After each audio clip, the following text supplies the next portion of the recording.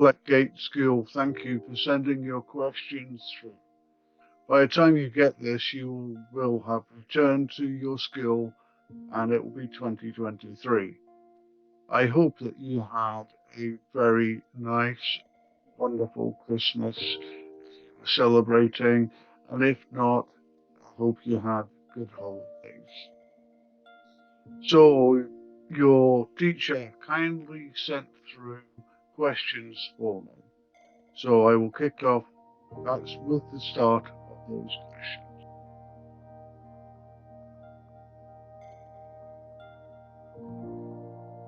What were my emotions at the spur of the moment? Well, on the day that my brother was taken, I wanted to go to Syria and get my brother out of trouble like a big brother should.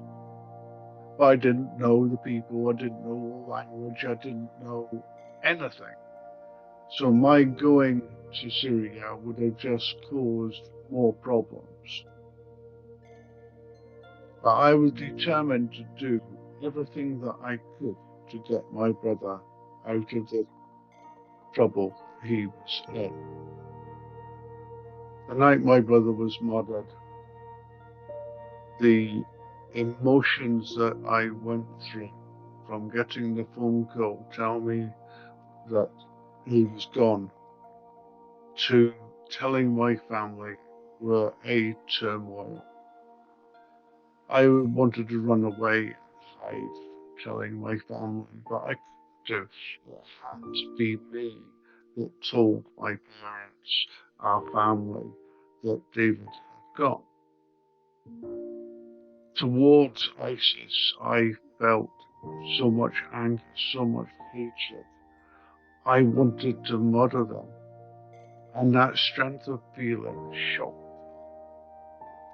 So even as my family were in tears, my mum was sobbing, I tried to think, what was the act of murdering my brother about? Was it because he was Christian? No. Was it because he was humanitarian? No. Was it because he was white? No. It was, and then it hit me like a bolt of lightning that it was about hatred. They wanted me to spread hate. They wanted me to point a finger at Islam and say, your faith killed my brother, your people killed my brother. And what a load of rubbish that is. ISIS are not about faith. They are not about spreading Islam. What they are about is spreading terror, spreading hatred.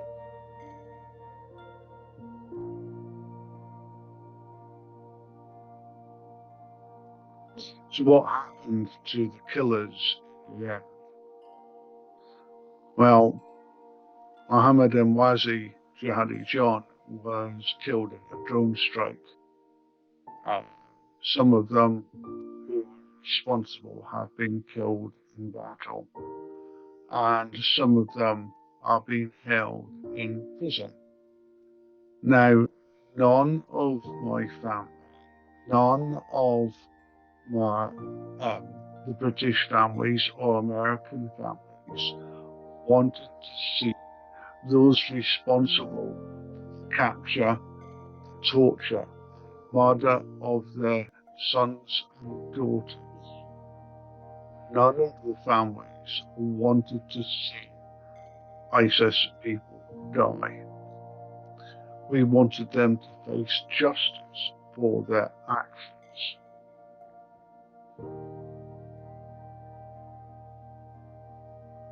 Question 3. Did you feel guilty for not telling your parents straight away?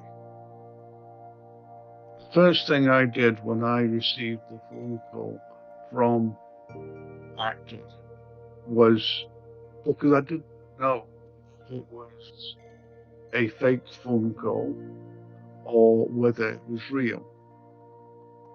So I went onto the internet, I looked up Acted's phone number, and I phoned Acted to find out what was happening. And yes, it was real.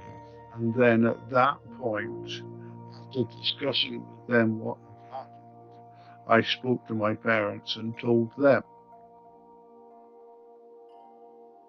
What I tried to do all the way through the 18 months of my brother's captivity was to pass on the information that helped them out so that they could understand what was going on and the efforts that were taking place to try and get my brother free.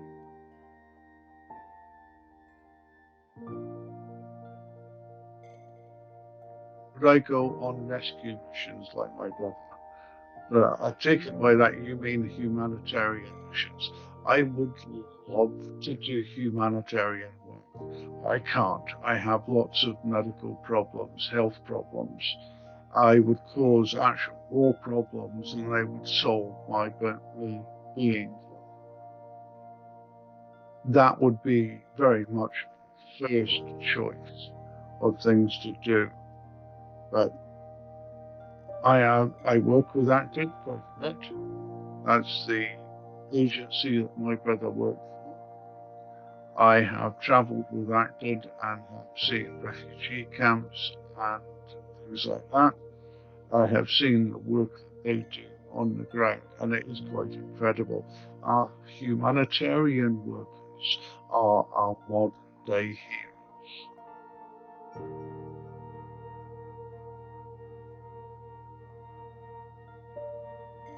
How did you move on? How did you find the strength to talk about it in public? Unfortunately, you may have already lost someone in your family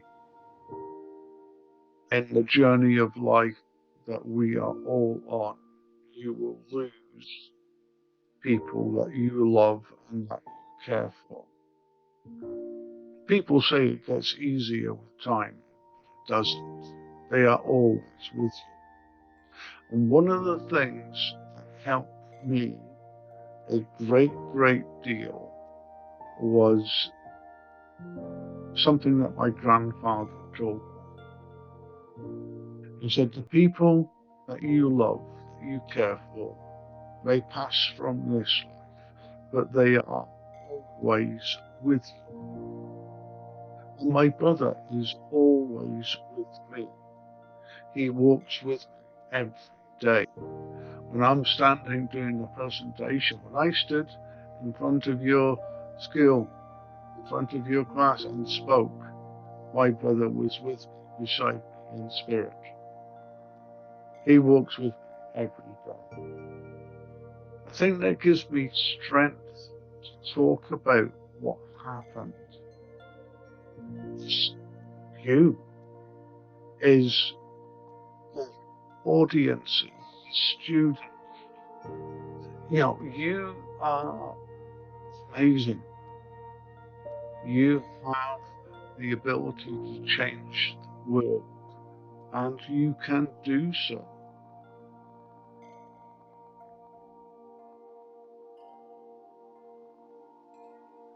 Every time I visit the school, I am so impressed by the students and what you give me the respect of listening to the questions that you ask, shakes of hands, the nods as you go out the door, thank yous.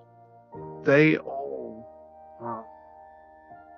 That's what keeps me going, because I know that you have listened and that you may, hopefully will, take a path away from acting or speaking.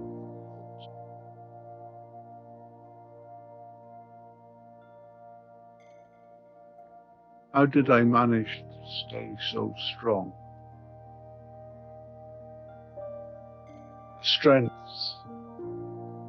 that you see comes from my family, from my parents. Both my parents are gone. My parents taught us to respect other people, to show interest in other people's faiths. They laid the foundations that took David into humanitarian work and me into visiting schools and speaking about what happened. I'm no stronger than any other person. I have bad days and I have good days. Most of my good days are when I visit schools.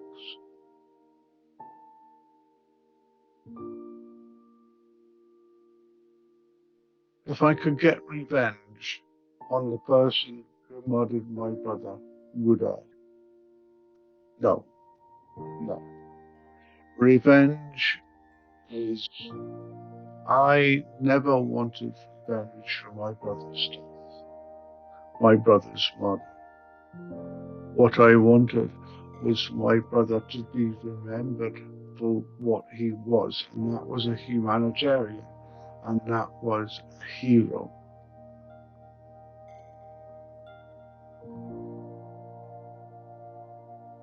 How old was I when my brother passed away? I was 48 years old, and my brother was 44.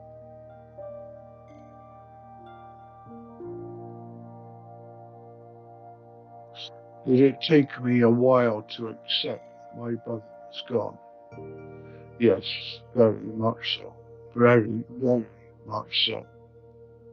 It really was a difficult journey. And even to this day, I still half expecting to walk in the door with that smile on his face, and mischief in his eyes. And I'm missing a massive, massive fact. And I wish he was with me. I wish he was with his daughters.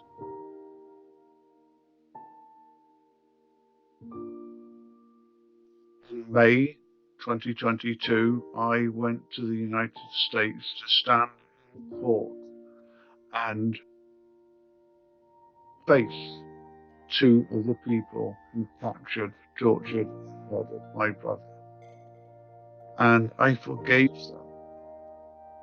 And it's one of the most uplifting experiences of my life. It really was quite incredible. I felt that hatred that I had for the two ISIS members disappear. I was able to move on and to do more.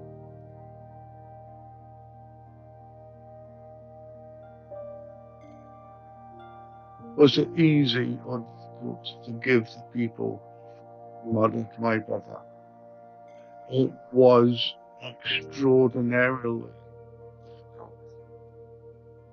I have been asked many, many times about forgiveness, and I've always said forgiveness was a long road with hate at one end and peace of heart at the other. And where I was on that road, I didn't know. I went to America. I stood in the court. I stared them in their faces. I looked them in their eyes. And I felt that hatred. And I realized that the only way of getting rid of that hatred was by forgiving them. So I stood there and I said, I forgive you. And that hatred that I felt disappeared. A weight lifted from my shoulders. It really was a wonderful moment. If you can find the strength to forgive those who have wronged you, and that ill feeling towards people who have wronged you will disappear, it won't matter anymore. And that was important to me. I had to let go of that hatred.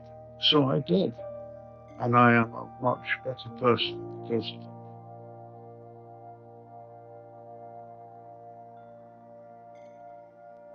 How can we change the false stereotypes about Muslims, educate people about the true religion? Islam, like all other faiths, is a faith of humanity, it's a faith of love, it's a faith of compassion. It is not about hatred, it's not about death. What we have in this country is a tapestry made up of people of different faiths, of different cultures, of different nationalities. And we need that. And the way that we show people that a faith is not to blame is by encouraging people to come and visit your mosque, come and stand with us, come and pray with us. I have visited mosques all over the country, and I love going to mosque. I pray in my way, and then pray in their way, and it's quite wonderful feeling. ISIS are not Muslim. They have shown by their actions that they are not Islamic, that they do not believe in the true faith.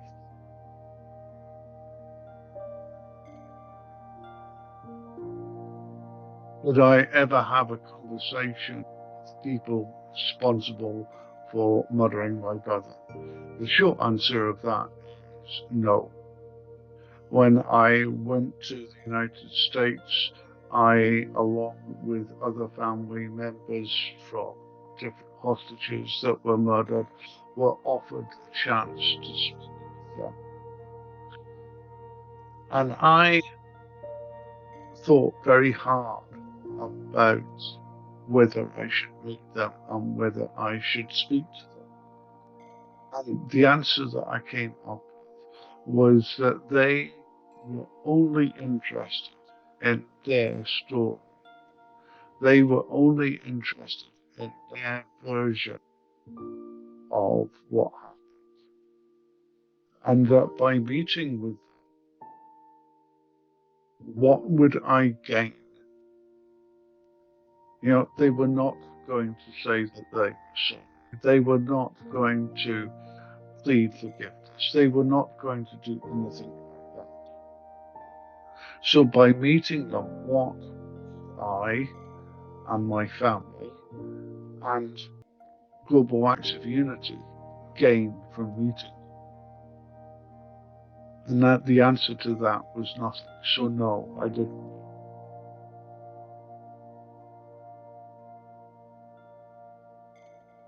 Do you ever feel some envy towards the people who were able to get away?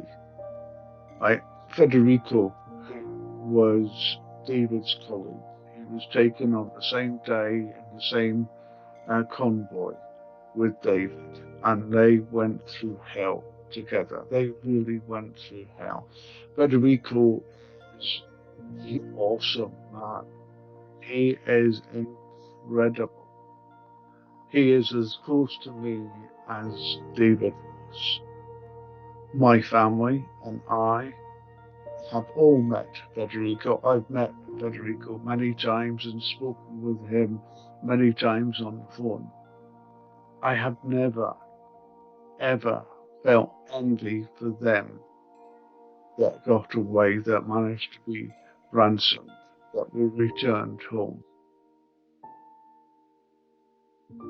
I wish that could have happened for my brother. But the British and American families, the hostages that were murdered, are all 100% sure that when ISIS knew they had American and British hostages, that they were dead men. Okay, there was nothing that we could have done that could have got them away.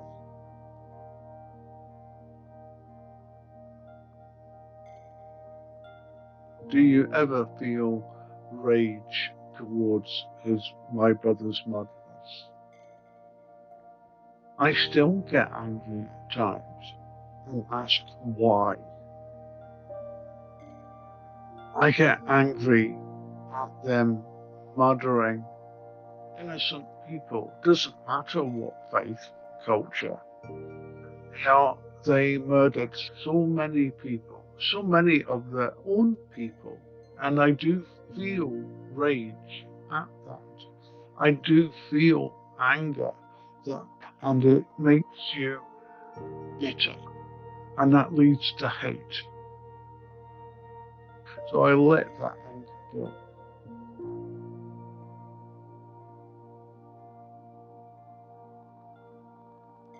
Do you remember the face of the people that murdered my brother?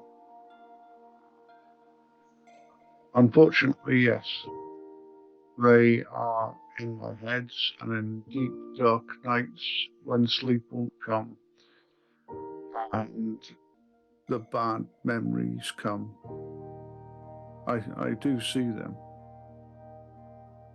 The difference now is that I know that they are and will face justice for their actions, and that is important.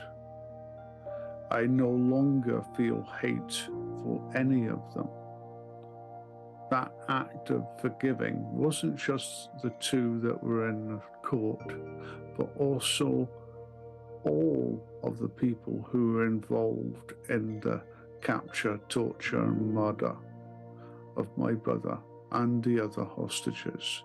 I no longer feel any hate towards them.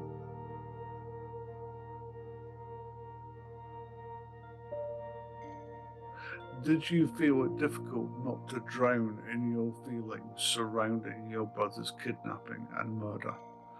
That is an incredibly good question.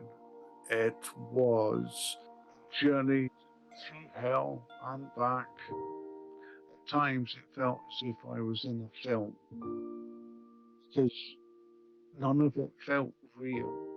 It felt as if this happens to other people, this happens on the television, this doesn't happen in real life, and yet it was.